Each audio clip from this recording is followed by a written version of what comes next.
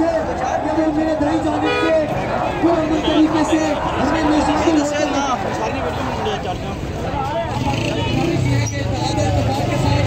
में शामिल होते हैं और जहाँ पे लड़ाई के रसूला के लोगों के साथ इंतजामिया के साथ जो समान ये मदद की टीम को जमा करवा देना कि वो इसको इस्तेमाल कर सके।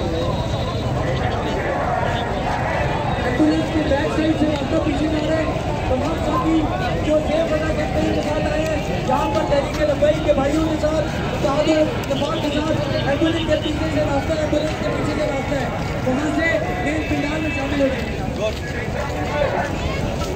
मेडिकल कैंप से बचते हुए एम्बुलेंस के पीछे से एम्बुलेंस की पल्ली साइड से आप पीछे से वहाँ से मेन फिलहाल में दाखिल हो जाइए। बाकी भाइयों के साथ बैठिए।